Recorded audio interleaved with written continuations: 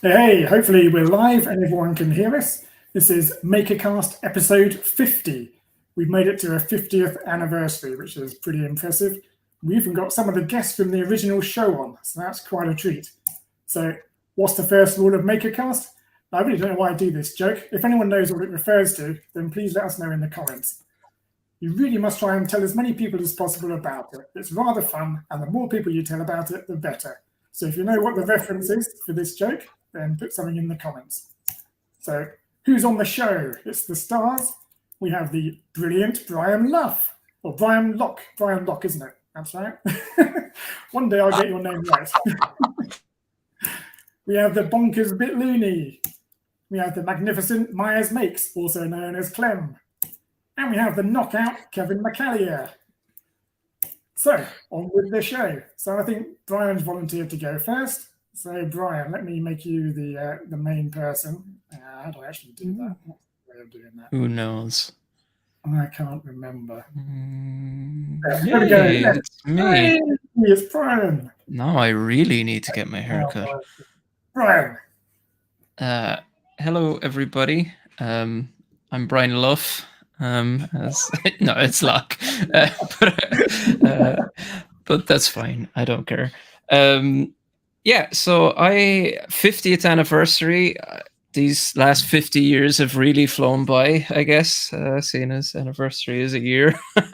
But no, I haven't been working on a huge amount lately. But one thing I have been working on is I'm currently in the process of trying to basically like adopt a display from a cheap display from AliExpress. It's this guy here. We'll get a better picture of it soon. And it's called the ESP322432S028.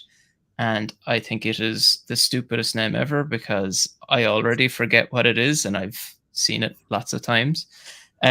So I'm proposing we rename this the cheap yellow display. And what I'm trying to do with the help of people on my Discord and hopefully other people too, is like make a community around this specific display. Yes, the CYD for short. And basically try like take an AliExpress product and give it more of like a Tindy level of support and documentation. So if anybody's familiar with stuff that I've done in the past, I've used to sell things on Tindy. I don't anymore. But what I found was that I felt like the thing that people liked the most about that side of stuff or buying things on Tindy was not like sometimes, you know, people on Tindy would make like really interesting things that you can't get anywhere else. And that's a cool type of thing. But for me, I felt like more of it was around sort of like there was now this product with like proper documentation and somewhere you could go to ask questions and like things like that. So let me first, I'm going to share my screen here. Yes, I now need to pick a screen. Yes, okay. So it should be down the bottom there now, Chris. Yeah. So yeah, this is the GitHub page for the cheap yellow display. So yeah, basically it's just like it's got a bunch of like simple examples that go through the basics of all the different hardware on the board. It's got some more advanced stuff like how you can use it with ESP Home. So like all the examples in the basics one are based on using the like one specific display library, but the alternative libraries just like shows you how to use it with a couple of different libraries if you prefer one of those. So like what I used to find with these types of displays, not just specifically this cheap yellow display, is that like you'd buy it from AliExpress. The documentation around it was very limited, if there at all. So the first thing you'd have to do is go, okay, how am I going to get this running? And you'd be like looking up what pins they are, whatever, and you're trying to get it to work with specific libraries, and what different like little tweaks do I need to make to get it to work properly.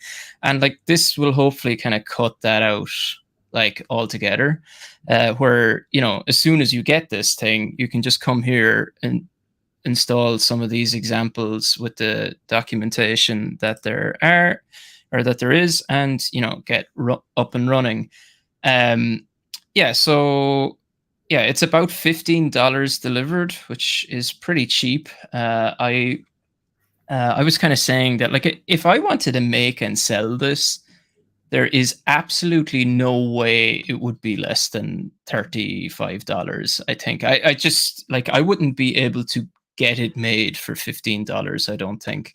Like the Trinity that I used to sell, or I still sell through Makerfabs, that used to cost me $15. And it didn't have a display built in. So it was an ESP32 dev board with a couple of fancy things to work with the matrix displays. But yeah, that cost me about $14 after testing and stuff. So yeah, I don't know how they do it. It's amazing. But yeah, so it's a 320 by 240 display. It has a touchscreen. It is resistive, which isn't amazing, but it's okay. I wouldn't type on it, but you know, it's fine for pressing a couple of buttons or whatever. It has the ESP32 built into it, and it can be powered and programmed using USB. So yeah, I think it's good for people who are just getting started out. I think it's good for lazy people like me who just want to not, like, so many of my projects are fetch data from internet, display on screen. And to do that second part, you're just connecting like an ESP32 or an ESP8266 to a display. So over and over again, I'm making the same wiring or same whatever. And this just cuts that out, you know, as in it's just like, grab this thing, plug it in, and you're good to go. And yeah, and then people who just want to build projects that they see. So I'm going to show you a couple of projects here that are pretty cool. And yeah, one is not mine, but I'd like to claim credit for it, even though I did absolutely nothing other than like update a couple of lines of code to make it work on this type of display, and then one that is mine. And yeah, so that's basically it. That, like, try build a community around this display where people can contribute back to this GitHub page and see what comes out of it. There's a couple of different displays that are like this, that have the kind of yellow PCB. There are like some that are based on the ESP32 S3. Some have higher resolution. Some have capacitive touchscreens and things like this. But I thought just focus on one cheap one for the moment and see where it goes. So let me try show you my desk. You can stay on that. This is going to be a little bit wobbly, you know, so just sorry. Right, so this is one of the displays. You can see how I'm doing it with OBS here. It's very fancy and high tech. Yeah, so this is a project called Galagino, and this is not written by me whatsoever. All I did was just make it work with the pins of this display or whatever. And actually, I did add nunchuck support as well. So because the cheap yellow display doesn't have a lot of pins left over, the nunchuck was a nice way of getting it to work or to get controls for it, because I'll just reset it to get it back into something I can pick. So yeah, there's 5 different games on it, I think. Pac-Man, Galaga, Donkey Kong, Frogger, and Dig Dug. I'll stick on Donkey Kong here. Just press the coin button.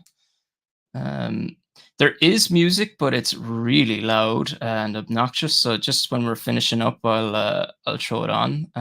But I'm also terrible at Donkey Kong, and I'm currently holding a phone in one hand and nunchuck in the other, trying to look through the screen to make sure that I'm showing you the right thing. So yeah, this isn't going to go well, but it runs really well. These, like, I was kind of surprised how good it runs. I don't think I can get up now while I still have this hammer. I also can't hear when it's about to run out either. So that's yeah, okay, we're in trouble now. No, no. Okay, yeah, but that's pretty cool. So like that project is like to get this up and running.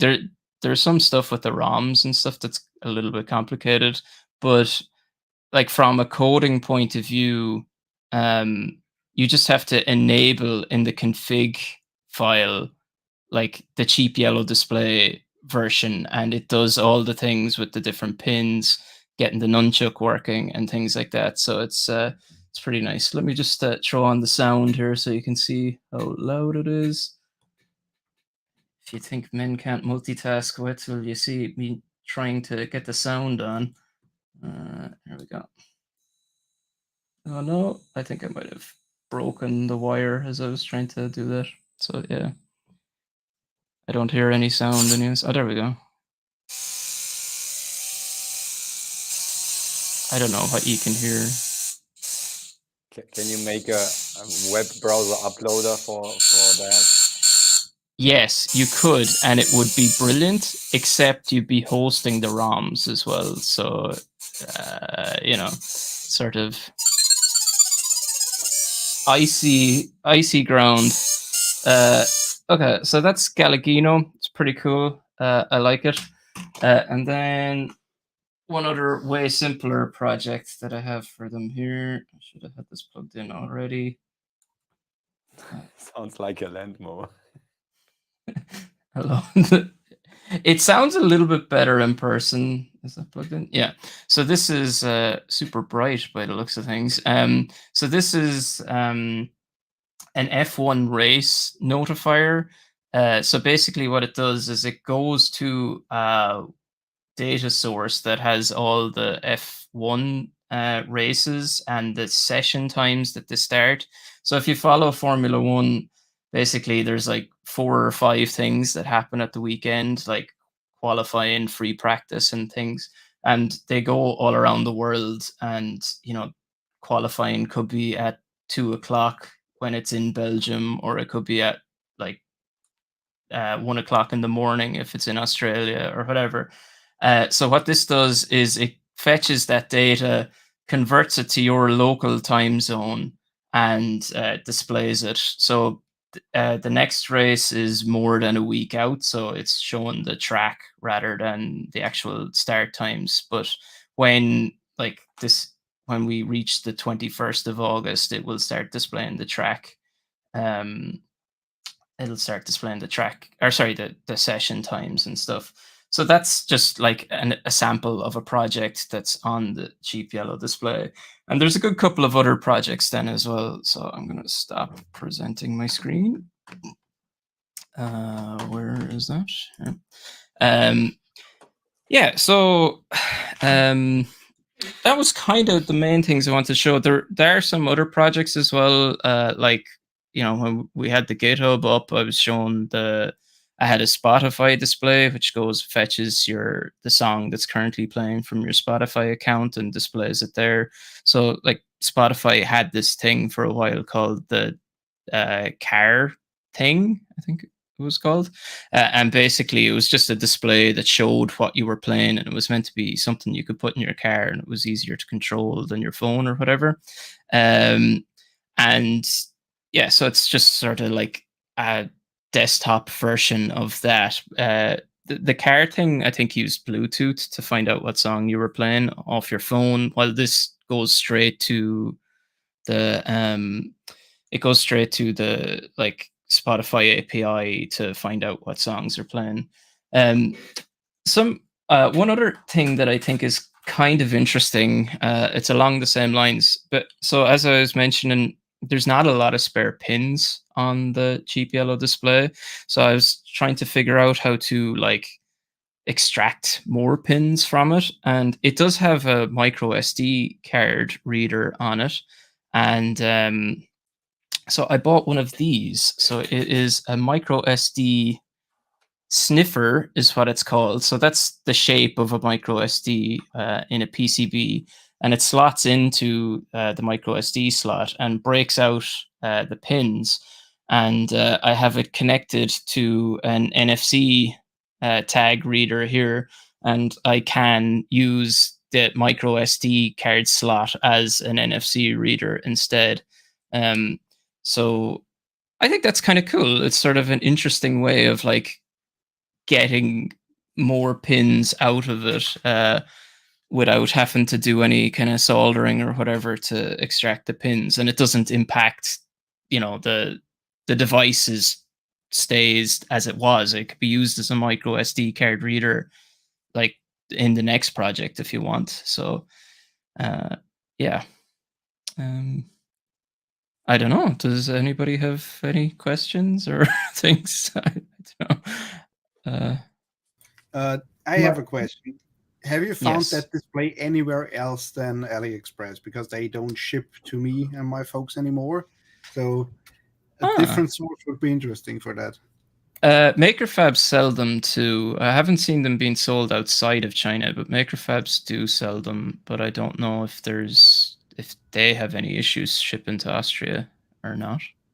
I haven't seen them outside of China though. Maybe we can send you some. I've got two. So Clem, if you want, send me your address. I'll send it over to you. Oh, it's just died. You can have the dead one. Maybe not that one. Woke back up again there. Yeah, I really like them. I think they're just like at $15. They're almost not. They're not disposable, but like, they're definitely cheap enough that you could use them in a project and be happy to just leave it as the project. Like, I can't buy that type of display and an ESP32 for cheaper than just buying the cheap yellow display, or at least delivered to me. I can't anyways. So yeah, I don't know. There was Doom running on an ESP32. You see, this is the beauty of like a community-driven thing, right? that like if people find port Doom to it, like if they can share that information on the GitHub or whatever, and I think that I saw that with the Trinity, that some like even like I found the Trinity being like introduced into like some niche sort of areas of like interest. Like there was one guy who made there's an arcade or MAME project that's based on what's that stuff that runs Verilog and VHDL? You were looking at them recently, BitLooney. Hardware FPGAs? description. FPGAs, yeah. So it's a project that runs like an emulator project that runs on an FPGA, and somebody made an add-on for that using the Trinity that basically like was to be put on top of their arcade cabinet. So when they changed to like Donkey Kong, like it would display like sort of not the album art, but like a display picture of Donkey Kong on those matrix displays. And I was like, that's really interesting. And like it was like there was this thread on this forum of loads of people making this project because it sort of lowers the barrier of entry. If there's if somebody wants to make that project without a Trinity, like they need to buy an ESP32, they probably need to solder it, then they need to connect like 40 wires between the ESP32 and the display. But like if you can lower the barrier of entry, it gets more people into the party and they can enjoy stuff. And yeah, I just think it's interesting. Adafruit did not make a Trinity clone. They have been making those type of boards for a while. Yes, so that's me. I will hopefully be releasing a video on it in the next week because I'm off work next week. Nice. So we can expect 7 videos in the next week then. One for No, each I'm day. not. I'm not as prolific as you are. You've released, so many videos recently. Even I haven't even seen your latest one yet. Oh, what do you mean? You've seen it? It's the best one I've yet. I've watched the first half Really? of it. No, it's not worth watching. Yeah. So, uh, one video, 100% for sure. Maybe 2 videos. Maybe. I do have like there's a million jobs, and like say this place is such a mess. That's one of my jobs, and there's a million other jobs Take care too. of the chickens. The hens need to be looked after. They're doing okay. That's a potential future project too. That I bought an automatic hen door from AliExpress, and it's quite good actually. The problem, so the hardware of it's quite good. The problem is its features are kind of lacking. You can set the time on it, and you can tell the door to open and close at those times. And for hens, that's actually not too bad of a solution, because they go in at kind of almost set times based on how bright it is outside. So like you could close it at 9:30 where I am, and you'd be fairly confident the hens would be in at that stage. But like it's pretty simple. It's just a motor and whatever, like a motor driver or whatever. But you could replace the smarts of it with an Arduino of some description, like an ESP32, and you could do kind of smarter things. You could get really smart with it and say like connect it to a Raspberry Pi that like has a camera in the chicken run to see is there any chickens there, and maybe even which chicken is still out. It's like my initial plan was when I bought it was to replace it. Yeah, the chicken guillotine is what people on my Discord were calling it. I'm pretty confident it's not going to guillotine any chickens. Because it's quite loud and chickens are quite fast. So like as soon as it starts making a noise, it just they run off. But yeah, that's so when I bought it, I was like, oh yeah, I'll probably just mod this. But when like we started using it, I was like, actually, this is probably good enough to use now, and I have a load of other projects I need to do first. So I'll probably just get this one, leave it in place, and maybe buy another one. So that's it. We could always do a video of tidying the office. Do you know what? Like I always used to find on whatever Twitter is called now, that like tidying content or like organizing content always did quite well on Twitter. Yeah. That like if you posted, hey, look at my mess or whatever, it always used to resonate with people so much, I guess. I don't know. Or if you posted, hey, look, I've tidied it up, people are like, yeah. I do need to print some T-Rex arms for the chickens. Yeah, be fun. All right, brilliant. Thanks, Brian. That was fantastic. And I think everyone should get a cheap display and contribute to the GitHub, because that's how you make a community. So, Looney, I expect VGA coming out of a cheap display at some point. Yeah, the problem is I don't have enough. Tindy will go online. I think it's already prepared, like the listing, but it will be probably sold out instantly. And some people already like pre-ordered almost like under the hand, but I try like to get as many out as possible as soon as possible. Yeah. But I will talk about that in a minute. Okay. All right. Clem, are you ready? Oh yeah. Yep. So okay.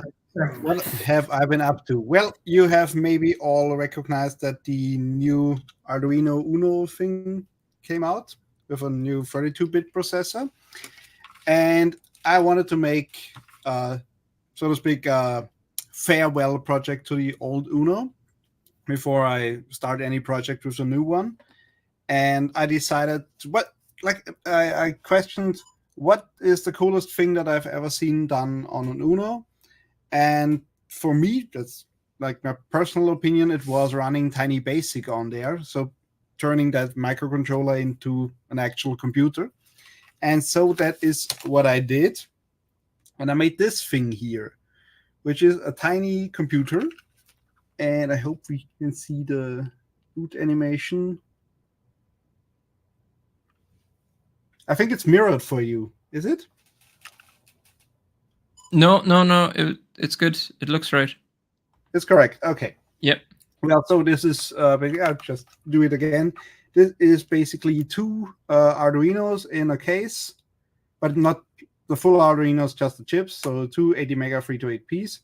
And one is running Tiny Basic. The other one is driving the screen and is reading these 50 buttons as a keyboard. And they're all Charlie plexed. And you can see here it's blinking like crazy. That is actually the scanning of the keypad. So instead of diodes, I used LEDs on there because in a previous video, I've basically proven that you don't need small signal diodes. You can use the cheapest LEDs you can find. And they make this nice effect while it's scanning the library, the keypad. Yeah, I was pretty much inspired by the Hackaday badge that we had at Hackaday Berlin, because that one basically was like a 4-bit computer, enter stuff in machine code to make it do things. I couldn't get beyond any blinkies or like making it count in binary. But other people wrote Flappy Bird on there in 2 days or so. Yeah, so I wanted to make a badge that is a computer like that, but that people like me could use that are not as good in abstract thinking. So it's programmable in BASIC. And like all these buttons work, of course. And my proudest accomplishment is that you can just delete stuff when you mistyped, which is a bit tricky to do. Yeah, and it also, I basically wanted to mimic the Spectrum, the Sinclair ZX81, which only had text output. And that's pretty much comparable in what it can do to this machine. They both have 1 kilobyte of RAM, and that's all you can use, and 1 kilobyte of EEPROM. Unless you do some extensions, here's an SAO header that you can basically plug into whatever extension you want. So more storage or more RAM is also possible. And it does a thing. I hope I can show that right. Where is it? So if you type on a Sinclair, usually you can get the full tokens, like the stuff that you want to print. And if I print on here, in the secondary mode, then I can basically get like full prompts. Just try to delete all the stuff. Yeah, but it's basically if you print push like let's say this should print, yeah, then you have already the word print. It's now printing it like 50 times because I pressed too long. All the buttons are basically just normal dip. No, not dip. The just normal push buttons behind there, and they are completely housed in by the case, and you basically activate them through a compliant mechanism, so the case actually bends. There's all like little chiclet keys. That's all resin printed, and so it can deform a little bit to give you like a proper keystroke on there. You can also hear the micro switches, maybe the switches basically, not micro switches. I don't know what's the correct term for them, but yeah, push buttons underneath them, and these deform a little bit. And I just used some adding tactile switches. That's it.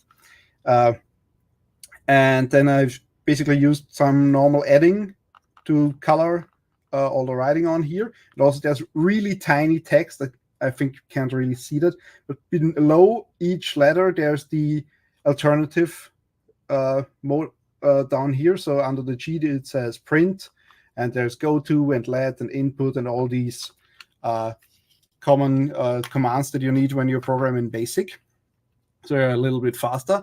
At the moment, there's only the possibility to type in stuff and recognize it. You can save it to EEPROM, but you can't really have any input-output unless you would do like an add-on here.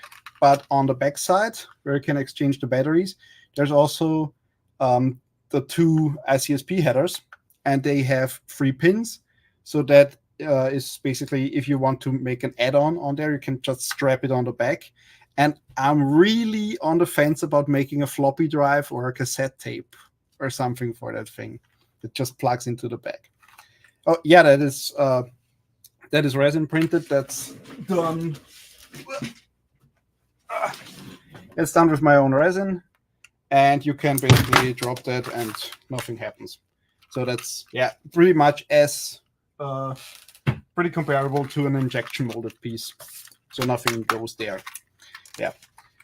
So that is this thing. I really like that it's that you can see how it scans the keypad. You can basically pretend it's like the bits flipping, stuff like on the old computers. Yeah, I have no problem with plugging it. That's what I live on. If I sell anything of that stuff, it goes straight into new projects. So the next project that I then worked on, for some reason, I'm now making stuff that has a lot of buttons.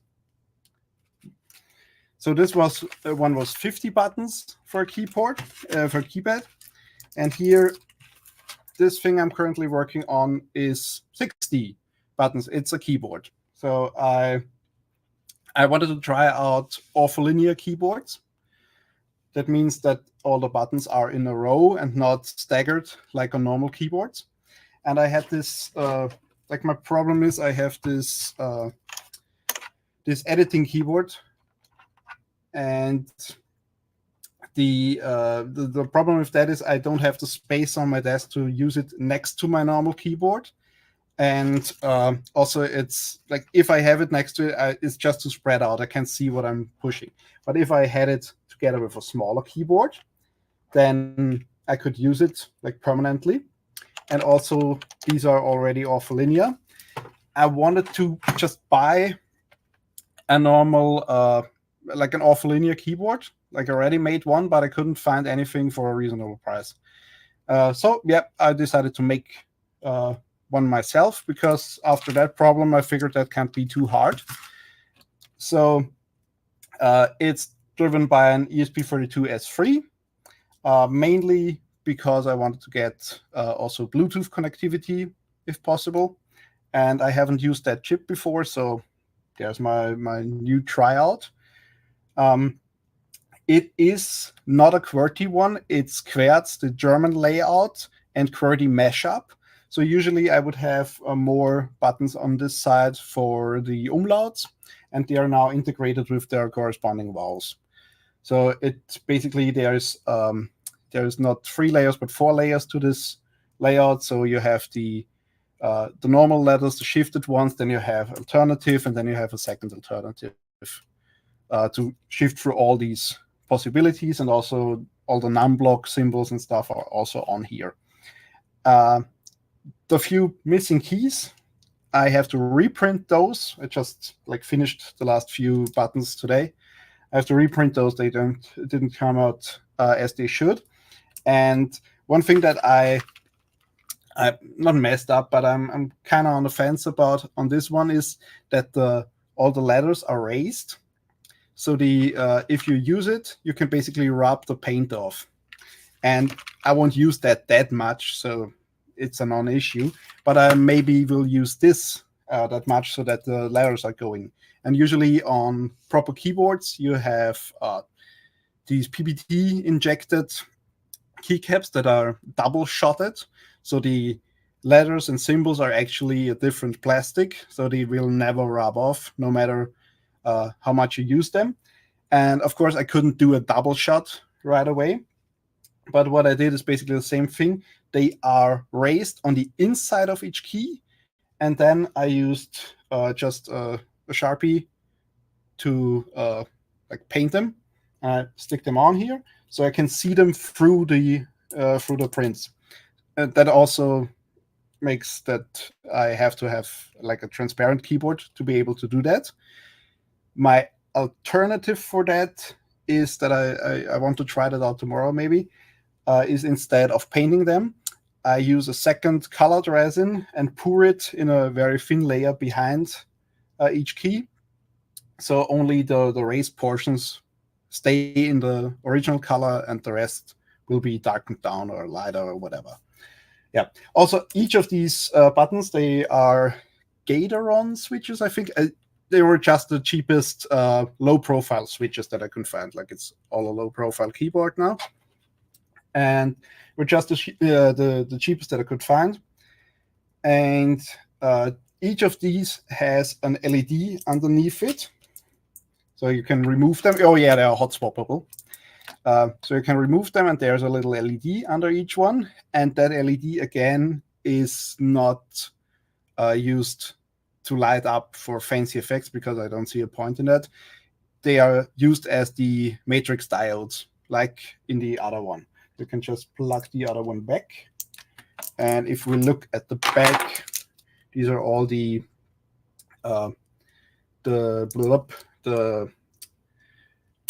we call it the hot swap sockets for these switches. And you can see that the footprints are pretty weird. That is because that is based on a footprint I found online that was supposed to work with all the switches on the market and all the sockets, because I didn't know which ones I would get in the end, and I had to get this PCB into production for it to be on time. So I tried that footprint out, and turns out the board houses can't manufacture those because it has a lot of intersecting drills. So I removed all the drills that I didn't need for my particular switches. And so it turns out they are now compatible with these Gatoron and normal Cherry MX. But you have to solder in the sockets differently for the Cherry ones. So you can't swap in between Cherry and these ones anymore. Yeah, but it's the code is still to do. So my goal is to have a USB keyboard and then also have it BLE compatible so I can use it with other stuff. Yeah. Also printed the back shell that I eventually want to get milled in aluminum. That would be nice. Yeah. Oh, and also there is another upgrade to this. So here is a little PrimoFlex connector. That's basically the Molex's FlatFlex brand. And I have another thing that has the same connector on here. And if you put them together, you can just flap this over and mount it on top here. So now the LEDs on top that are indicating the mode are shining through this section that has no copper. It was supposed to also have no solder mask, but I didn't tag that correctly. And on the inside here, there's a space for a LiPo over here. And this is a charging and protection circuit. And here's a power switch missing, but that basically turns it into a wireless keyboard. So yeah, just basically a base thing and then an add-on, and then you have a wireless keyboard.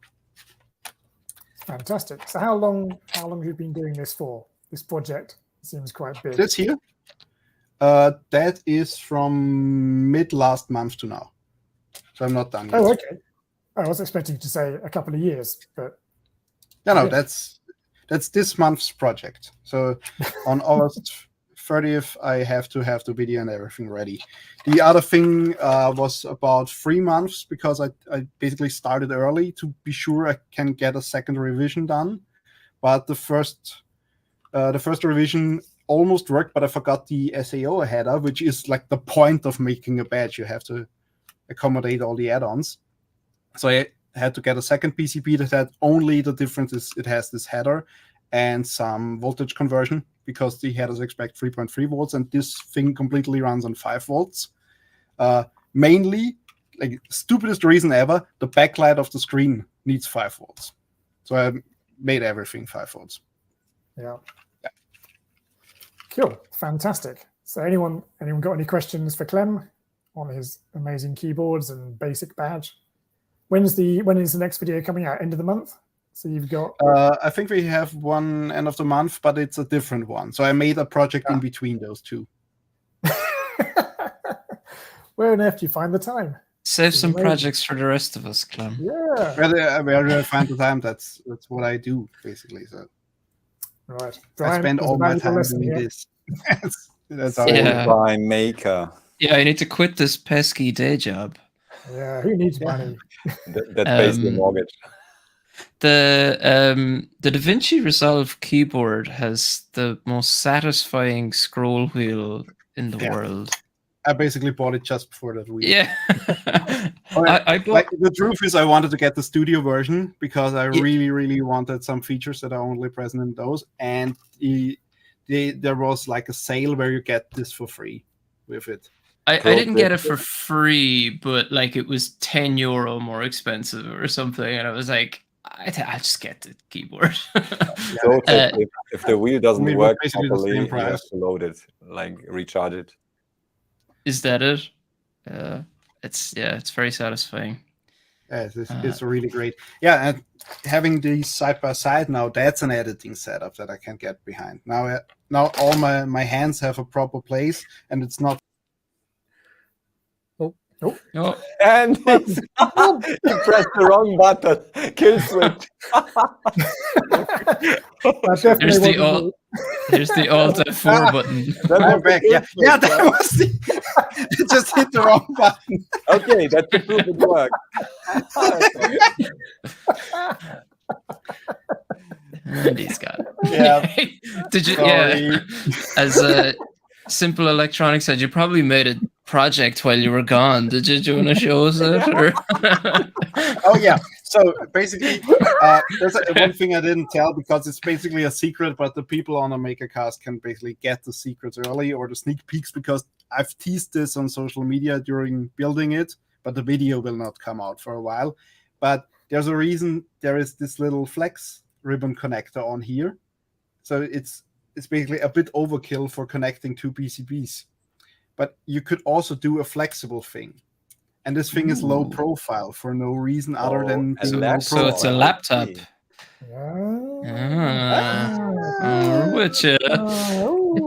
Maybe it's I gonna use a wonder cheap what way to operating play. system it will run. Oh. I'm telling you, if my plans are like not set yet because I have a bit of hardware troubles with that in the conceptual phase, but it will not be running one of the main operating systems that everyone knows. So I it hope will it runs run awesome. something really weird. Possibly the only laptop that runs that operating system. Windows. I'm not here to torture myself. I just want a really weird laptop. Free DOS. No. Do it. Yeah. Way too Yeah. easy. CYD. Look at that up. No. Look at CYD up. 320 by It's not 240 even resolution. BSD. Perfect. It's not even Solaris or something like that. No. But it's like to tease it even more. People can make like all kind of assumptions, but I'm pretty sure that most of you have run that operating system without knowing it, or you maybe you're running it at this very moment in time and have no clue about it. Open WRT. Ooh. That's a good guess. All right. So on that cliffhanger, we'll switch over to Kevin. Kevin, are you ready? I'm ready to go. Excellent. Hey everyone, so I'm Kevin. I build robots. So I thought I'll show you today Boobo 2T, which is a project I've been working on since I just checked February this year. So this is a steampunk themed robot. So that the whole purpose of this was to sort of stretch, a bit of a stretch goal. I've never really painted any of my projects before, so I wanted to get like a nice steampunk finish. And I was also wanting to play with the OpenCV to do some cool hand gesture and recognition, that kind of stuff. So this is kind of inspired by, if you remember TikTok, not the social media, but the robot from Return to Oz. Here's a picture of Adam Savage next to the original prop there. This was something that sort of stuck in my my mind, living rent free, as they say. So this was something that inspired this robot that I've been working on. And also, if you remember the film 20,000 Leagues Under the Sea, that also had like an early steampunk kind of vibe to it, all those rivets and everything, domes and so on. That also sort of stuck with me as a kind of design aesthetic. So these things kind of inspired what I was wanting to put together. And there was a film in 1981, Clash of the Titans, and it had this clockwork owl called Boobo. and it's something that's always stuck with me as like a really cool thing. Now, I wanted to make my own robot owl, but not quite looking just like this. So this kind of like the inspiration of the actual owl itself. So yeah, Ray Harryhausen, I think, animated this particular one. So mine's kind of a steampunk homage to that one. So this was the original render that I did in Fusion 360, and the idea was I wanted to build this robot for the Maker Central event in May this year at the Birmingham NEC. And what I wanted to have was like moving parts. I wanted the eyes to open and close. I wanted to have a Raspberry Pi camera in one of the eyes, and I wanted the little beak to open and close as well. And what I wanted to do software-wise was have the Raspberry Pi camera that's in the eye be able to take pictures based on somebody's hand gesture that stood in front of it, and then it would tweet or toot the picture depending on which social network I was connected to. So this is a finished project. I've actually got this to work. So here's me stood next to NerdForge with Boobo sort of wobbling off my shoulder a little bit there. It is shoulder mounted, so it can sort of work around. You can sort of walk around with it. So I've got it on my desk actually at the moment. I can just flick this switch to switch it on. It has a Raspberry Pi 4 inside. It's also got I think it's a Servo 2040 from Pimoroni in there, just doing the servo motion. So it's actually got two. One's microcontroller, one's just the computer. It's got these nice LED. If I go and turn off the light there, you can sort of see the lights there. If I just switch it on and off again, you'll get it to see the lights a bit better there. I don't know that. There you go. It's got like a nice rainbow effect there, and it can sort of blink, and you can see the camera that's just in the eye just there as well. Cool. So let me just get back over to my slides there. So the setup for the Raspberry Pi is pretty simple. I'm just using Python and CVZone, which is an open CV library, and you can do things like hand gestures. That's kind of what I was going for. That was why it was like the tooty, because it will toot out on Mastodon, and if you do that particular peace sign, it can count how many fingers you've got open and which hand it's on, and then if you hold that for 3 seconds, it can then send that picture off. So it looks like it's metal sheet, but it's actually all 3D printed. It's all it took ages to 3D print the case for it. But you can see it's sort of half of it there is not got the base on. But yes, all 3D printed, designed in Fusion 360. I can show you the website where I host all the files and everything. You can get everything for free. It's all open source, hardware and software. And yeah, the sort of architecture to this, I originally called it duck face because I was thinking like you'd have to do some kind of duck face thing to get it to trigger it. So OpenCV will detect the hand gesture, count the number of fingers that you've got open. If you've got like 3 fingers, it won't work. You can do like the V symbol, that will work as well. And then it will take the picture, save the picture locally. It will then apply some image overlays to it. So there's a PNG file that's transparent, it can add that to it using something. What was it I used for that? Pillow, I think it was, the library. And then you can add extra filters to this, Instagram-like filters that will change the color profile. That's called Pilgrim. So yeah, you can do all these kinds of extra layers to the image pipeline, and then it will connect to any of the social platforms that you like. So I've got it to work on both Twitter and Instagram at the same time, but there's nothing stopping me from adding it to Threads and everything else there. So CVZone works pretty cool. It's a really cool piece of software if you've not played with that already. It can detect hands. It can do this kind of overlay to show you which hand. It can even detect which hand left or right, how many fingers, which one you're using. And it just comes back as like an array. So you can count the thumb, the first finger, second finger, and so on. So very, very easy to detect these things. And then the image pipeline. So it gets the original image from the camera. It can then apply this filter using Pillow and Pilgrim. It can then add the overlay to that as well. And then finally, the picture you get, it says, I met Boobo Tutti, and you get the final composite there. And it can do it very, very quickly. It's just a couple of seconds to do that through Python. And yeah, just triggering it with Pi Camera 2 is pretty simple. That was an epic picture I took of my living room ceiling as I was playing about with this. And you can see the Pillow is the software that does the nice image processing on top of this. It's kind of just like Lego blocks. That's how I see all the bits of code. There are all the different filters you can apply. I think I went with which one was it? Yeah, Brahman, I think it was. There's lots of different ones you can choose from. And then the Python library for actually tweeting stuff out, I don't know if it still works actually. I think it does, but you might have to have a paid account, is Tweepy. And that enables you to sort of send in a single line of code, a tweet. You can just attach an image to it and it'll send it off there. So it's pretty simple. I think there's a daily cap, but you shouldn't touch that. If you met 1,000 people at an event, you'd still be way under, I think. The Instagram Python library is just called Instabot. Again, that's very, very simple to use. You don't even need a developer account for that one, just your username and password that you can then send off images to Instagram. And I put all these together in like a library. I call it Wolfpack from the Office, where Ryan has a Woof. And it gets all the social networks together. You can send one message and it'll distribute it to all of them. So that's just a little package I put together there. So I've documented all this on kezrobots.com. That isn't a shameless plug. But if you go to kezrobots.com, you can find all the projects that I put together there, all the source files, all the STL files, all the MicroPython code or whatever, the bill of materials and so on for each of those projects. So that's where you'll find all that there. So I do document everything. I also stick together like little courses and things for free, so people can go over there and like learn how to program Python and stuff like that. So that's pretty much everything I've got on the little slideshow thing there. I'll go back over to the camera and show you that again though. So this is the robot. It's got this shoulder mount, so I can actually wear it. It's just like a GoPro mount. It's all 3D printed, but it looks really nice. You can, if I hold it closely there, you might be able to see some of the 3D printed sort of lines on there. You can probably see it a bit better there where the circles are, and everything's just sort of bolted together to give it that kind of steampunk look. If I switch that on there, you can see the eyes as it sort of fires up.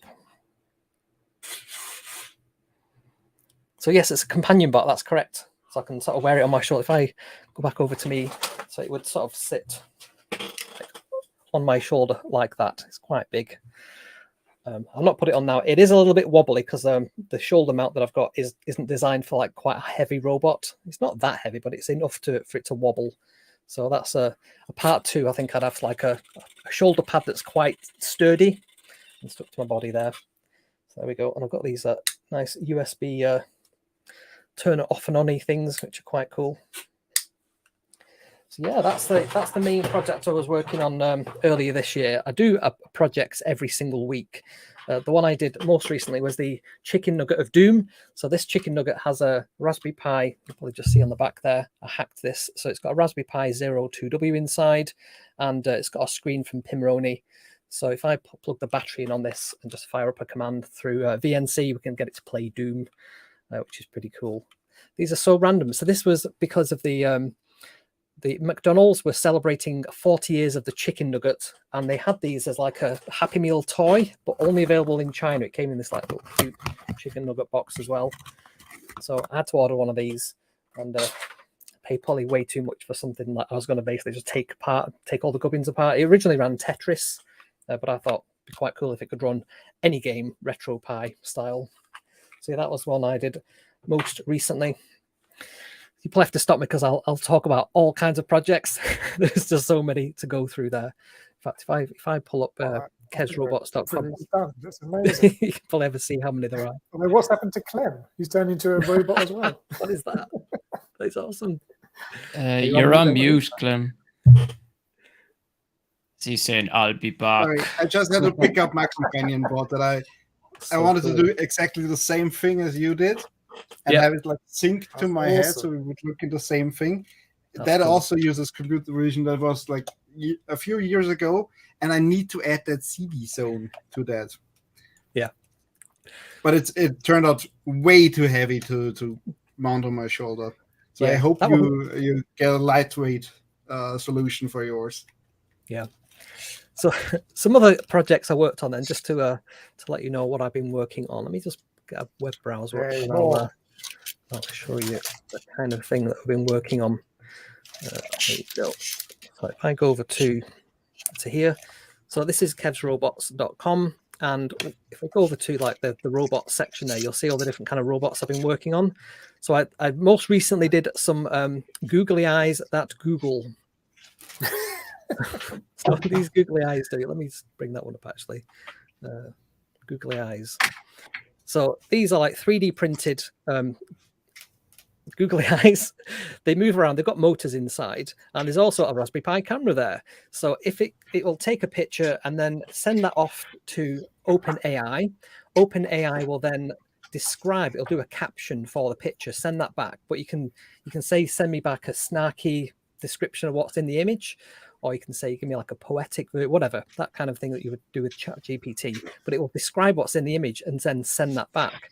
And I'm using an Inventor Hat Mini, I think it's called, and that has a little speaker on it, so you can get it to speak back using speech synthesis of what it's seen. So it's googly eyes that Google what they see. So there you go. That was one there. So this is the kind of, I'll put together like the bill of material so people know kind of what they're getting themselves into. All the STL files you can see there. That's kind of what it looks like, and then how to put it together. So yeah, that's the typical kind of project that I do. You can see there how many have been sort of going through. So I made like a Bluetooth remote control using the Raspberry Pi Pico and MicroPython. I did a little handheld like Tamagotchi type thing. Oh, actually got it just off on the, this is I use a lot of Raspberry Pi Picos in my projects, and I'm wedded to their cool things. And yeah, this is the sort of gubbins of Tamagotchi there. So it's just got 3 buttons. I've called it Pico Tamichibi as a virtual pet, and it's just kind of an exercise in how to do animation with MicroPython in like a really small amount of memory and one of these cheap single bit displays, single bit depth displays, quite cheap to do. So yeah, that's quite a fun project to do. Again, 3D printed parts in Fusion 360, a bit of Vero board and one of those cheap the SSD 1306 displays. I like how the adverts that appear on the page are relevant to the content, which is quite cool. And then that's how you sort of wire it together. So yeah, code design. I spent way too much time animating poop, making that sort of all the flies and everything appear like you do. But yeah, there's a bit of theory in there as well about how to do how to use like the frame buffer in MicroPython and how bit blitting works and so on. So I was trying to throw in a bit of theory about what we're doing, how things work. But yeah, that was a pretty cool, fun project to do. What else we got on here? Let's have a look. The Pip Boy. So I made, I love Raspberry Pi. So I made a Raspberry Pi handheld or ARM mounted computer. So it's got a little Bluetooth keyboard. It's got a nice big screen on there, HD screen, and it's got a little breadboarding area there. You know, just if you want to do a bit of breadboarding on the go, you can do that. And your arm kind of goes through there. It's got 2 18650 batteries in there as well, and then the keyboard just sort of goes on top. So got that behind me. So again, there are all the STL files for that. It's quite a fun project to do. What else have we got on here? There was one that was a really crazy one. Let me find the Billy Bass Fish one. Let me just find that. Billy.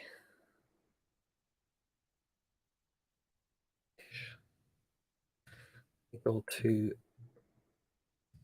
blog and find it on there. So let's find Billy Bass Fish. So what I did when the Raspberry Pi Pico W came out, there was loads of people who were making LEDs flash based on our interactions with like a web server hosted on the Raspberry Pi Pico. And I thought it'd be really fun to hack one of these Billy Bass Fish and make it host a web server. So I think the web server is actually offline as we speak, but I can very quickly get that up and running again, just plugging it back in. So the actual Raspberry Pi Pico, it's only a 32-bit microcontroller that can host a website, and you can interact with that website and make the robot fish move around. There's about 3 different motors in there, and there's I think I've got on here like how it all fits together somewhere. But yeah, if you went to mouthpi.co, yeah, it's currently offline. I think I basically just need to reboot it. But you could basically go on there and interact with the fish. That was a really fun project to do. And not too long ago, I created Chip. This is a little robot, another companion robot. Wait for that to load up. And this one is a robot that sits on your shoulder. So Chip on your shoulder. So it's a little cute humanoid integrated pal. So this one is based on like Plen or Roboson, Easy Robot, that kind of thing. And yeah, I've got a Servo 2040, I think it is, that's got 18 servo headers on there. And you can, yeah, there you go, Servo 2040, all those different servo headers. It's got the ultrasonic rangefinder for his eyes and a battery pack as well. So there's all the how to sort of build it IKEA style. So you've got all the different 3D printed parts to put this together. So yeah, that's quite a fun one. What I want to do with that one is make it walk around and kick footballs and all that kind of stuff. So I need like an inertial measurement unit for balance, that kind of thing.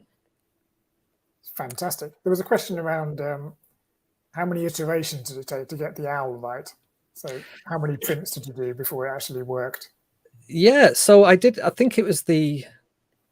in parts. So I actually broke up the problem into several different bits. So there's the sort of programming side, which was like a whole, I kind of knew how to do OpenCV, so that was quite trivial. But the actual case, I think there was only 3 prints of that I did.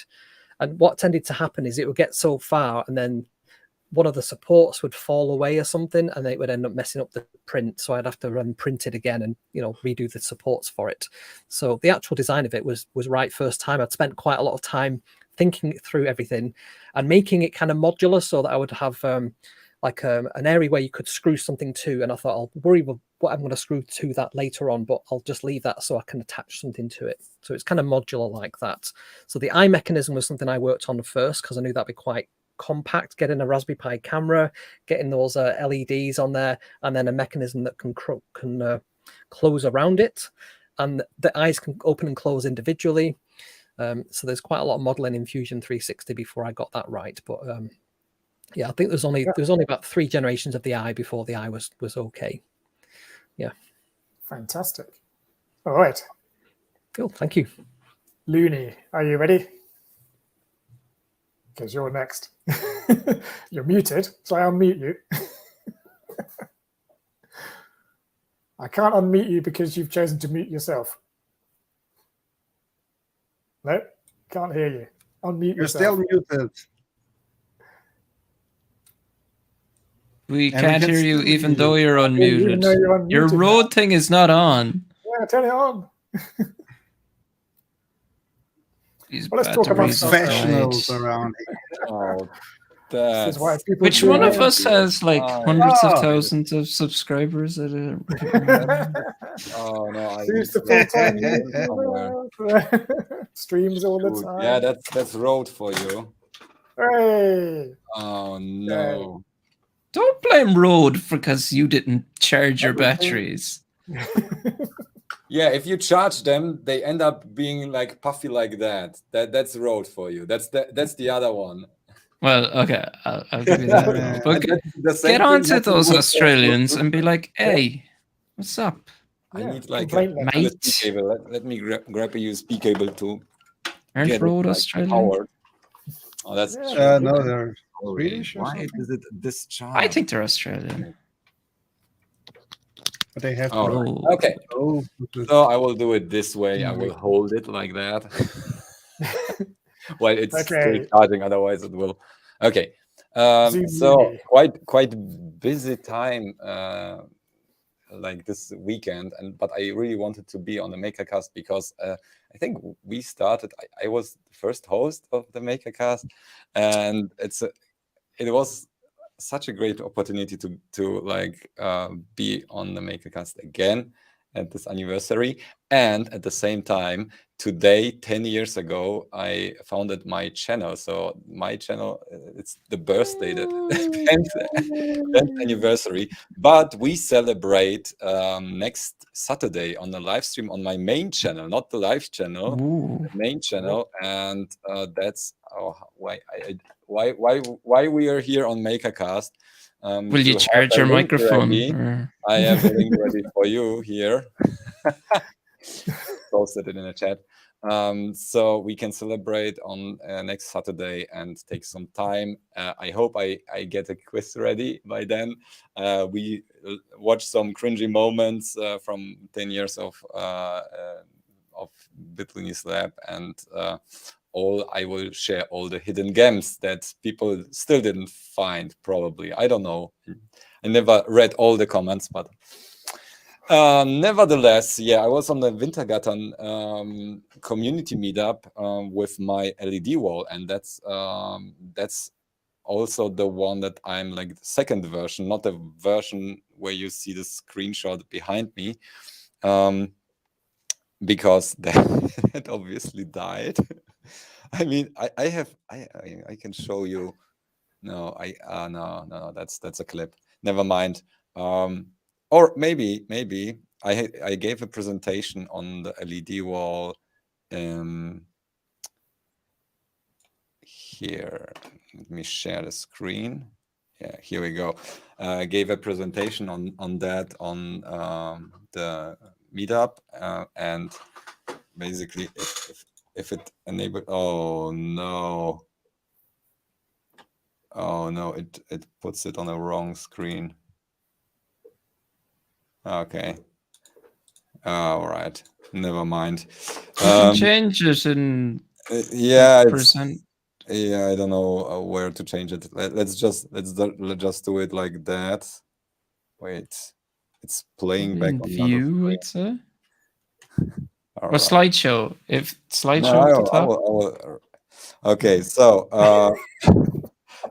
that's me on all of my live streams, and yeah, we had fun like with sharing text to that, and then yeah, we had failing LEDs, and it was really hard to replace them because it's a really big heat sink if you like have a copper pour on such a huge panel, and then they started to die more and more, and then we discovered that every time I turned on with all the LEDs on, there was like this power surge that went up like 6.5 volts or something, and negative, which basically killed a random LED every single time I turn it on. So that's the state of the LED wall. Basically, that's how yeah, the consecutive LEDs from the broken one will basically display garbage. And yeah, so I'm still like my second LED wall is still working, and I have like slide 32 that was a hidden gem about, but probably most of the people watched. Yeah, I burned I have like caught on camera, touched the diode and had a branding live on camera. So what I wanted to do is for like the Maker Faire, which is in two weeks. I will be there. I won't be at the camp, so sorry about that. I will meet some people from my community as well at the Maker Faire, and I am taking the second LED wall with me with that built-in camera, but not in vertical, in horizontal mode. And yeah, that was a hidden gem because that video didn't get much attention. It was more about the ESP cam, and yeah, it had some nice effects, and I was sharing on the. I think you can still rewatch the live stream of the presentation, but I will wrap this up maybe sometimes because that's like how everything is calculated. Some short explanations. However, that was always like I never took this project with the camera with me to any like public event because yeah, I had here like controlled setup and nothing would change. So what happens is the camera calibrates and takes a shot of the background and then calculates the difference with like moving people in front of that, and then draws the shape and does other stuff with the shape. I missed that comment, sorry. So a really cool project. Yeah, nice. No. All right, maybe that will be interesting to you. You can. Okay, so we have this controlled environment with lights, and when I take it like to let's say to the Wintergatan meetup or to the Maker Faire, I didn't. So there are a lot of people walking around. The light is changing all the time. It will basically trigger all the time, and you will be seeing only garbage on the screen. So, or on the wall. And what I wanted to do is like switch to invisible light and basically filter out all visible light. And what you can do is like the sensors, which you can see here. This is the ESP cam sensor. And if you take off like the case, you can see there is the infrared filter. All image sensors are still sensitive to infrared, and they all need like an infrared filter to remove those frequencies of light, because then you will get otherwise like false colors. And that's why they have like a filter like here, and you can chip it away. I even found a video on that. I wanted to put it in a presentation, but yeah, sometimes you are not lucky. I will show that one, I think. Wait. Yeah, on that one, the filter is glued on the who is writing? Okay, was glued on the. You need to move your head. Sensor, and oh yeah, we can't.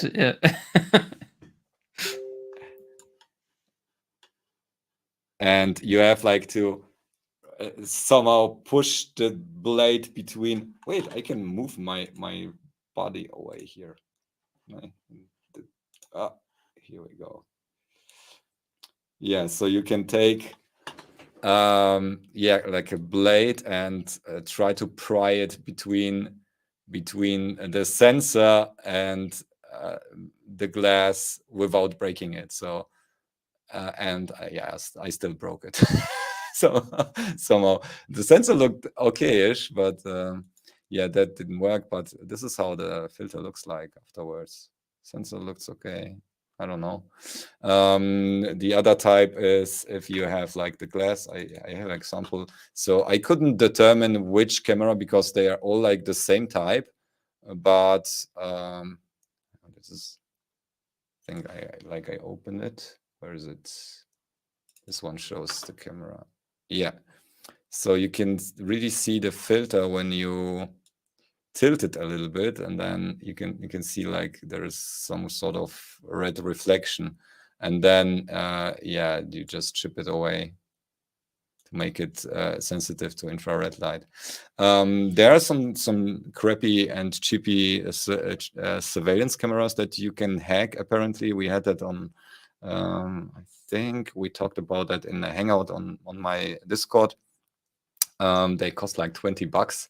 But you need really to replace the software, otherwise it will be sent to mothership in China, all your images. And but they have like a filter that is like pushed in front of the camera if you like on a trigger. So they don't have the filter built in statically. Now, but if you find one that has the filter glued in, chip it away, and you can glue back on the case, and you're good. You have a camera that sees infrared. And then we want to remove all other light than infrared, and that's an easy task because you know, like the old remotes, and you probably saw like this reddish blackish thing. It doesn't pass visible light very well, and that's basically a filter for infrared, because you don't want like sunlight to, or you don't want to see the inerts or the LED or whatever. It's a thing. And there are also like small, like roundish filters that do the same. You can just put it on top of the camera. And yeah, it's really like smudgy already and scratched, but it doesn't matter because the LED wall doesn't have a high resolution anyway. So if the image is a little bit blurry, it's all right.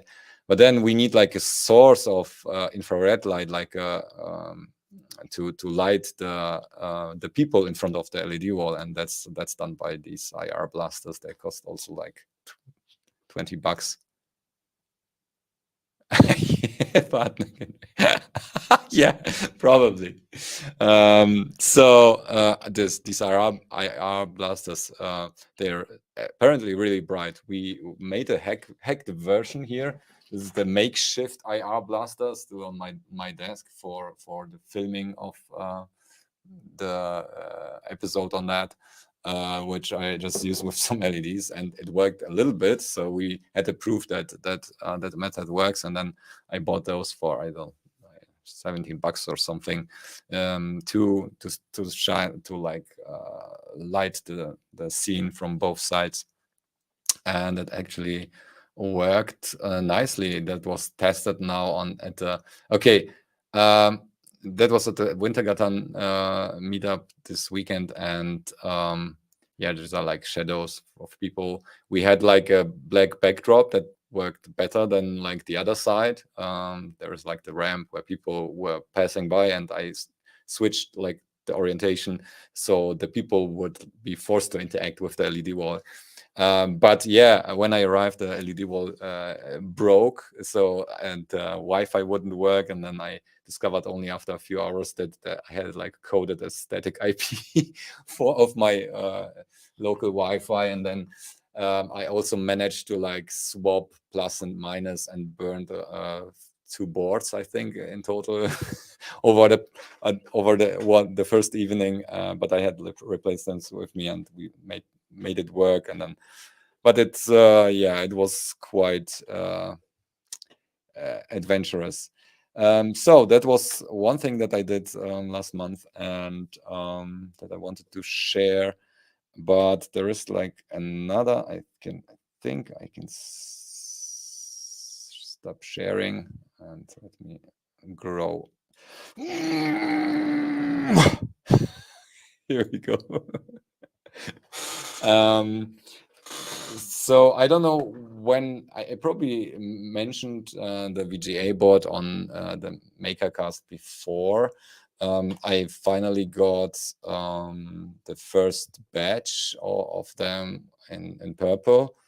So this is version 1. So the hardware is quite fixed, and I have like only 30 of those, which are numbered and signed. So it will be probably, they will be gone quickly, but there will be way more after I'm sure what's happening with that board, because currently I still have problems with the PS RAM frame buffers. The peripheral has like a hiccup where there is like a displacement in the frame, and the frame is shifted basically for all the consecutive frames. So that happens only on the first frame, and there is no way for me to synchronize the sync signals with the image again. I'm trying to work on that with Sprite from Espressive. So he mentioned a few things already in the comments of the VGA video already, but that's a progress I'm writing currently. The Arduino library for that, there is no like, I wouldn't sell a board without the software support for that. And I will probably just implement the 14-bit modes, which have the syncs in the frame buffer, and that will work certainly. And then the other ones will be unstable or experimental or whatever until we fix that. So that's the current state, and I hope like next week that the library is ready and I can push out some of the boards. So it needs to be like I don't know. And then I will order more, of course, in China. And that's about it, I think. Yeah. Brilliant. Any questions? You've been busy as well. I feel like it's now. It's so many things happening, like this meetup, then the anniversary, which is like it shifted like my live stream to Saturday to not compete with the Makercast anniversary, and tomorrow I'll get the keys to my new home. So just another thing. Yeah, I hope like it's still okay. It was like really heavy weather, and the whole house is really old and nobody's living in there. So I just and it's on the hillside. So I hope there was no landslide or something that just took it out, because it's completely paid already. So. No take backsy. The guy is like throwing the key at you. No. So yes, will you be doing some home improvement videos then? Yes, I will do.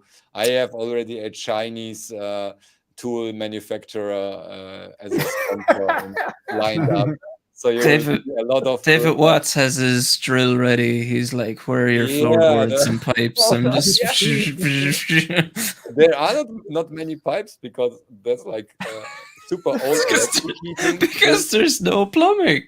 Yeah, there is only like electric heating, like it's super old school, and he probably doesn't want to like drill into electric power lines. There's only like a bathroom in the main floor and the basement. That's about it. There are not many pipes. Oh, he can drill into my what is it? Solar heating, water heating. We have like one of those. So yeah, David, I'm disappointed that David isn't here on live stream. Yeah. Why? David, where are you? Yeah. He's probably too busy doing up his house or something. Yeah, his garden looks nice. Because I just got them handy, Peter said it's so hard to remove the filters. This is the example of where you can get the filters and salvage them. Like on these old security cameras, I got them basically for free. The lenses, they fit the Raspberry Pi high quality camera in case you want a better lens. And when you remove the case, then you get this. And when you just push that off here, that's the bare die. So the filter is on here. Easy. Yeah, that's too easy. Super easy. And if you need an IR filter or anything, that's the part that you need. Yeah. What I would like now, these filters like from I mean, this is like another one with a filter from a remote control on top of that. So I need like the counterpart, like the filter for the visible light, but in glass. That would be nice, like not shaped or anything. I didn't like see a cheap source for that yet, because then you have like a clear vision through that filter as well. So glass one would be nice. All right, cool. Okay, I've only got a couple of things to show, and then we've got a quiz. So I will quickly show some stuff, and then we'll move on to the main part of the show, which is the quiz, of course. So where's my desk cam? All right. So I recently I backed this tiny TV on Kickstarter, which is really cool. So I must add, this is not something I made, but I really like it. So it's got a little volume control, and you can change channels. And it's really kind of, oh, that's me. Oh, there we go. Subscribe to my channel. But it's really nice, and it's amazingly simple. I mean, it's just this contains an RP2040 on a small PCB and just a display. But the nice 3D printed case is what makes it quite cool. So I got to thinking kind of, well, I should make one for myself, which took me down the path of what's the smallest PCB I can make with an ESP32 on it. So I just started doing a dead bug version of ESP32s. And if I plug this in, I get then we've got a nice blink sketch running on my dead bug ESP32. I got an absolute ton of comments about people saying, where's your decoupling capacitors? And you can't possibly wire the EN pin to 3.3 volts, but it works. So just ignore all those naysayers and doomsters. So then I thought, well, that's nice, but it's loads of wires and it's a bit crap. So why not just solder it all onto the back of the ESP32 module? And I made a bit of a mess of doing this, used way too thick wires, and I couldn't get the USB soldering, was just impossible. So I just stuck a board on in the end. But then if you plug this in, hopefully this will still work. If I can get the USB plugged in. Then yeah, there we go. Another blink sketch running on my dead bug ESP32, which has just gone dead. So, oh, there we go. It still works. Yay. So then I thought, okay, well, I should really do a PCB. So let's bring up my PCB. Why is my picture so big? Hang on. I thought it was quite interesting the amount of hate you were getting about this. Hey, I I just tried this thing out, and it's kind of it's like, interesting, oh, isn't it? you can't do that. That's wrong. Ah, bloody hell, you idiot! Why have you done that? It's just I'm sorry for sharing. Turn around. Right, where's my screen gone? So yeah, so this has got an ESP32. It's got the power sort of stuff and a charger, and that's the factory charger. That's the voltage regulator, and I stuck an I2S amplifier board on there, which gives a really nice kind of small PCB. So we've got the ESP32 on the top, and then on the bottom, I've broken all the rules and put the USB socket on the bit of the PCB you're supposed to keep clear, but I'm sure that'll be fine. And then here's the amplifier and 2 little solder pads for the speaker. Got the battery charger, the B+ and B-. And this is all the sort of, that's an LED. Could have an LED so we can do the blink sketch. This is all the power path stuff. I think that's the voltage regulator, probably. These are dual LEDs for showing the charging status. So there's a red and a green LED in one package, which I thought was quite nice.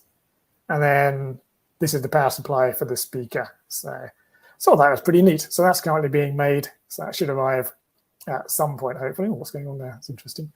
But I thought that was quite cool. And I also made a little carrier board for it. Where's that gone? Yeah, so this little PCB. So hopefully I can take this, stick it on top of my carrier board, and I can plug it into a breadboard. But obviously it's way too wide for most breadboards, so I'll have to do a breadboard extension and plug it in. So that was kind of fun. So that's been my recent project. So I've been designing PCBs as small as I can.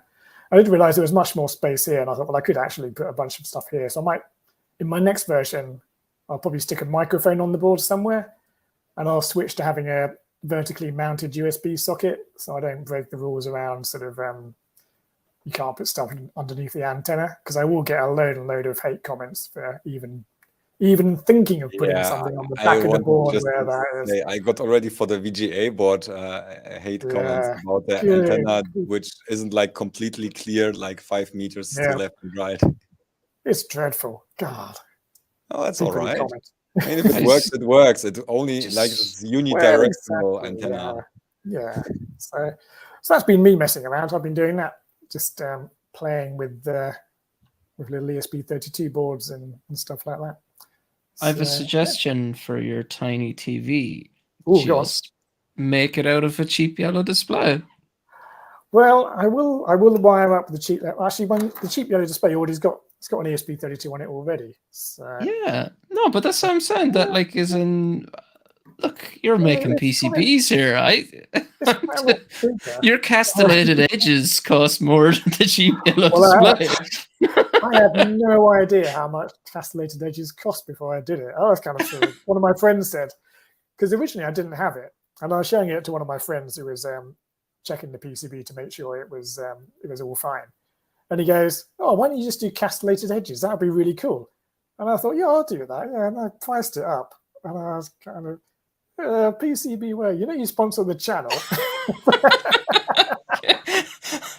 Yeah, you get one set of castellated edges.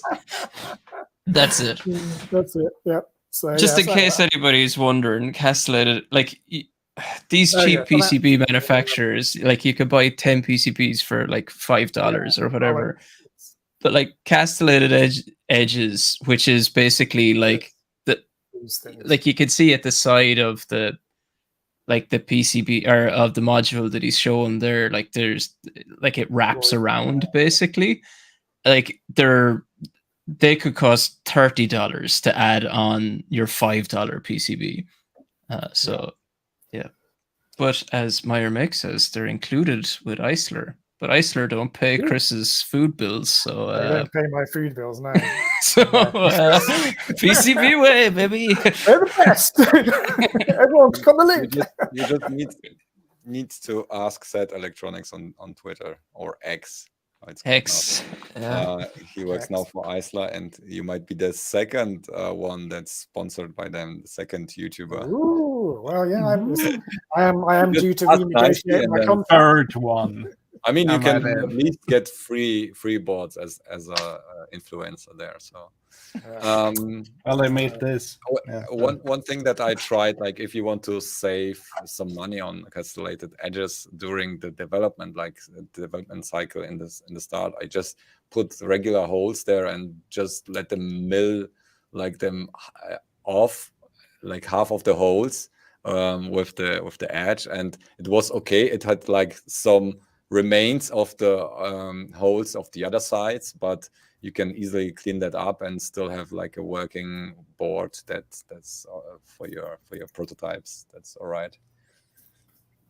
A cheap ass method to save on costs there. All right. Are we ready for the quiz? Oh yes. Right. You ready for this? I have a special quiz intro. Oh.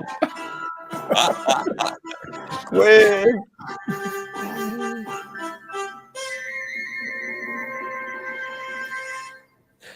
There we go.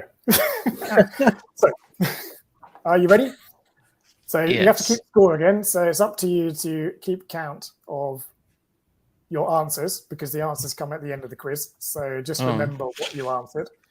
And if you're playing at home, it's all about honesty. So keep an honest track of what answers you give. Now, some basic. Oh, actually, what's the first thing? What's the prize? Yes. What is the prize? It's a warm, fuzzy feeling you get from taking part in something wonderful. So there you go. That's what you I get. thought you were going to say castellated edges. That's too expensive. There's only a few rules. My answers are final. You cannot argue with me. They are all done by ChatGPT, and you know that's always correct. Right then, okay, let's go. So, computer history. The Intel 4004 was the first ever microprocessor, but how fast did it run? Was it 1 megahertz, the need for speed? 740 kilohertz, not quite a megahertz? 500 kilohertz, we're halfway there? Or 2 megahertz, double trouble? So what was the clock speed? I've got a funny thing. I might have used this question before, but I don't know. Okay. Next Just question. refurbished. Computer history again. What computer was the first to beat a human at chess under regular time controls? Was it Deep Thought, a philosophical machine? Watson, known for its Jeopardy prowess? Deep Blue, feeling a little blue? Or AlphaGo, go, go, go? I like how you didn't just come up with questions, but you came up with like quiz show host. Like ChatGPT came up with that. Oh, that's true. Yeah. Tinfoil hat time.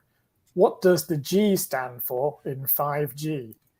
Is it generation, next gen, here we come? Is it gigahertz? Makes it sound a bit more technical. Gigabit, big data, big G? Or global, the world is not enough? Okay, Brian's looking puzzled, or he's just thinking these questions are a bit rubbish. I'm kind of thinking that I think I know the answer to this one, which has the same letter as the answer I gave for the last one. So I'm thinking that it mightn't be the right thing. Is it a double block? The same answer. Okay, space, the final frontier. Which space probe was the first to leave our solar system? I think this is actually quite tricky. So, Easy. Voyager 2, going boldly when no probe has gone before. Sputnik, the one that started it all. Pioneer 10, the name says it all. Or New Horizons, Pluto's best friend. So first to leave the solar system. Clem knows. Clem's nodding wisely. He was there when it was done. I At the launch. I feel expected a different possible answer to trip us up. I feel like my lack of interest in space travel has hurt me quite a lot on Makercast quizzes. Yeah, you I will think- not win yes. the warm feeling. Yes. That hurt. I'll just have to go cuddle a chicken or something and try to get it. Right. Movies. Oh, In the Marvel Cinematic Universe, what is the name of the element that Tony Stark uses to power his arc reactors? Is it vibranium? Sounds exotic. Unobtainium? You can't obtain this. Badassium? Tony's favorite. Or adamantium? That's the wrong universe, bud.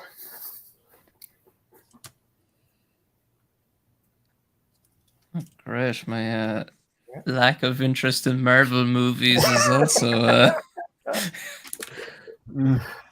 Okay, next one. Famous geeks. Who is known as the father of modern computers? Or is that computing? Maybe that should have been computing. Steve Jobs, the apple of your eye. Alan Turing, codebreaker extraordinaire. Charles Babbage, the old school mastermind. Or Bill Gates, a Windows into the... I think that was a Windows into the past, probably, underneath my little thing. A definition of computer. or is it Konrad Zuse, who was born like 15 kilometers from here away, and there is a museum? Ooh. I said Zuse, but yeah. Well, all right. It's not on the board. You can't have let's take that the Next one. answers are irritating. Computer games. What was the first video game to be played in space? This is where Brian's lack of knowledge of video games and space really tickled him. I know about video games, but space. Okay, Tetris, a spatially challenging pastime. That's a very good pun, I think. Super Mario Brothers, Star Power. Space Invaders, maybe a bit too literal. Pong, it's all a game of ping, pong. So, which one?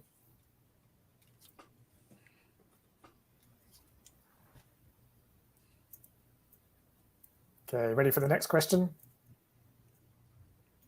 Yep. TV shows. Who is the longest serving actor to play Doctor Who in BBC's Doctor Who? William Hartnell, the original time traveller. Peter Capaldi, the 12th Doctor with the Scottish accent. Matt Smith, the 11th Doctor with a fondness for fezzes. Or Tom Baker, the 4th Doctor with the unforgettable scarf. That's not even on TV here. It's a very UK-centric questionnaire there. Everybody should know. It's very British. I have never seen a single episode of Doctor Who. Not a single one.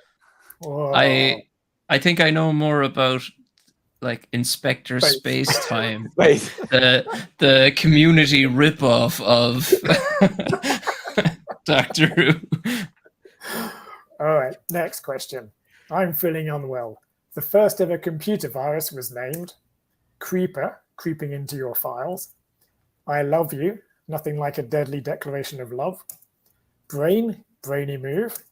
Or Stuxnet, a 21st century problem. When you started reading this question, I was like, oh no, his stomach is at him again.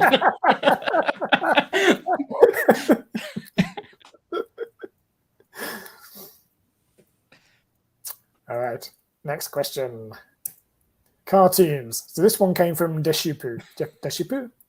Or Voldemort, however you say his name. What is the name of this cartoon character? Is it Droopy or Droopy in Japanese, the downbeat dog? Audi, Memi or Mimi in Japanese, the dreamy traveler? Snoopy or Snoopy in Japanese, the adventurous beagle? Or Wimpy in Japanese, the burger-loving buddy? So who is this cartoon character? Yeah, I see this. Okay, ready? Next question. It's a music round. Which video game is known for its memorable theme composed by Koji Kondo, a tune that has since become synonymous with adventure? So hopefully this will play. I know.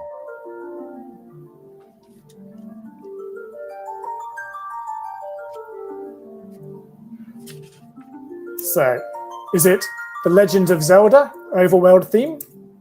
Final Fantasy, Prelude? Castlevania, Vampire Killer? Or Halo, theme, I can't pronounce that, something mix? Mjolnir. Oh, that's a hard one. Okay. Are Mm. we ready? Do we know? Maker Oh, strike God. is a copyright strike. Oh, yeah, good point. Oh, well, we're not monetized anyway. So, okay. Next question. Who is the most infamous YouTuber? Which famous YouTuber has featured most often on Makercast? Oh, that's an This easy is a one. combination of presenting It- and It being a was guest. me for a while, I believe, but my Has Okay, so it is has it to be. the one and only Bit Looney, has to be the unexpectedly famous Sean? Sion. Oops. Well, he's not on the Who's screen. Sean? Oh, The man who everyone wants to be, Brian Locke, I don't think it's or me. the dark horse of the internet, Dave Darko. oh wow! You're not on the list. I would expect you. You hosted the most. No. We did a lot before he came. Yeah, and you've been guests a lot as well. So, Yeah. well, admittedly, my stats are they're not very robust. So I kind of Shoot, I would I say. copied everything out and tried to do an analysis. I but it's see a quite hard. pattern, but I guess not. I don't know. It was me at one point, but I haven't been on in years, so I must be Bit Looney. He's I always had like thrown himself into twice things. twice a year, maybe. Yeah, it's a tough one. Dave was on quite often. Hmm. Sometime, yeah. Sean. Sure. Sean, the expected maker. I'm sure I fixed this in the when I was editing it. I'm sure I fixed it. Oh, I think you've called him Sean a few times before. Yeah, Mr. Love. it's the autocorrect, isn't it? That's the problem. All right, are we ready? That's the end. It's over. All Do you want right. the answers? Okay, are we ready? Yes. Ah, I did Answers. very badly. All right, the 4004. 1 How megahertz. fast did it run? 1 It was. megahertz. Yes. Oh, no. Ah, Oh, no. Stop the count. This is everyone. Okay. Which computer was the first to beat a human at chess under regular time controls? It was. Watson. yeah, Yeah, but Oh yeah. I don't I got think that it's one. Deep No, I Blue didn't get that one. because it's that's the one that beat the the chess champion. master. Yeah, but Right. there were probably computers that beat like super crappy players. Like My chess computer beats me every time. He doesn't get a record for No, that. actually, 81 chess. Good point. Good point. Well, yeah. Well, never mind. Maybe it was the Okay. human race. I mean, there were like Tinfoil hat guy. actual What does the G like stand for? It is, of course, generation. Next Yeah, generation. yeah, Yeah. generation. Yes. Yeah, generation. See, my thing of like this one was A, so the previous one two. wasn't A, That's obvious. was correct. Ah, very good. So, Final Frontier. The answer is Pioneer 10. That was the What? first What? one. Left Really? our solar system. Yeah, that's it. I'll That's have to pretty Google fair. that. What? No, I thought it was Voyager 2 because there's like the I know Pioneer 10 went that's first. no Pioneer 10 never left the solar system. I think it did. Well, according to my Googling. Yeah. it did. According to Google, it's Voyager. Yeah. What? They changed like the definition because of Voyager. What like still belongs to the to our solar system. There's like this shock. How is it called? This Yeah. magnetic. My source is the NASA website. It's like Oh, really okay. that wasn't really long ago. That's like only a few years ago. Where they, I think we should Maybe just 10. throw this Yeah. this point out and just nobody gets I'll points. just give that no, Void. All right. You can leave this point That's out. already. Leave this point out. So far. All right. Yeah, Marvel that's Cinematic vibranium, Universe. or- It is actually Badassium. No. Oh no, it's Yeah, not. search the No, internet. it's not. What? It is. Really? Is it? Only It's starts the not. element. It is. Look on the Marvel fandom. Oh, what? All right. So that's 0 for me. So when Google he was says in it's a the palladium core. Badassio. Oh my god! I'm so glad I don't watch the Marvel movies. Okay, famous geeks. Gotta be Alan. It's Turing, Alan, of course. It's Yeah. Alan. Yes, there we go. Okay, computer games. Oh, cool. Yeah, I wrote First game Tetris played in before the Tetris. answers even came up. Yep. There's a Russian cosmonaut took it space up. knowledge, Brian. You're surprising. Mm. Yeah, you see? Just know my Tetris, I guess. TV I shows. took A because it was almost every time A. Took It is B. actually Clue. top. Oh Uh, no! Yay, I got It that was one. a trap. It's a trap. Okay, the first computer virus. I love you. That Brain, was I got Brain. that. What? Yeah. Yeah. I No. didn't get that. McAfee. Okay, Takes cartoons. the virus and the Droopy? antidote. Is it Bloody Droopy? hell. Ooh, I did Ori. Ori. Droopy is Oh, a. I got that an one right. I knew By pure Droopy. coincidence. Droopy's a dog that's like, I want to talk like this or something. I don't know. He's Droopy is an actual cartoon character that I knew, and so is Snoopy. So it was like, okay, it's either Ordy or Wimpy. Very good. All right, next one. Music round. It is Oh, Final Yes, Fantasy. Final Prelude. no, I guess Another wrong. game I have never played. Okay, I guess so it's Dave. this is the big one. Dave. Who is? I the don't think most it's Dave. Dev. famous I don't think it's Dev. What's the Dave. guesses then? Come on. Dave. Bit Looney, I what's think your it's guess? Bitlooney. I I also guess think it's Bit Dave. Looney. Okay, it is Bit Oh, Looney. Yeah. Got that one. Really? How often did I host it? I can't tell you because I had it in a spreadsheet, and when I was rebooting think my it machine, might be it like said, the "Do you want to first save year, this?" And I just It was deleted hard to find hosts, or like the first 2 years, but nowadays, There all Yeah, right, there was okay. only like 6 or 7 of us in rotation. Like, Yeah, Yeah. for a while, it was for the just first you guys. while. Yeah, interesting. Yeah, it. I'm happy that it changed. That we have like so many people that like, or you at least, Chris. Okay. So it was, You're I doing think, a great job with the quizzes. Yeah, the names I put up were the top 4 people. So that was the tops. Clem, you came pretty high as well. You just missed the top 4, unfortunately. Oh, Really? really? Oh, Yeah. You put it in order probably as well, is it? It's pretty close to order, it's Actually, I might have been in order. Yeah, I think that was in order. I think Kevin's the champion, is he? Unless someone bet Oh, yeah. 8. Oh, yeah. I only got 7. Kevin, wow. well, I don't Oh, accept. I got only answer 5. two, but I'm bad at this game. Yes. not bad. My camera is way overexposed, so no, you can see it there. Yeah, here. We're 0, good. 0, 0, 0, 0, 0. I have only 5. I finished strong though. Yeah. BBBA. The Shippu, I've never played Final Fantasy, but I have played the other 3, so I was able to rule out that it must have been from Final Fantasy. There you go. So that is the end. That's it. We are finished. How do I get out of this? There we go. Thank you very much.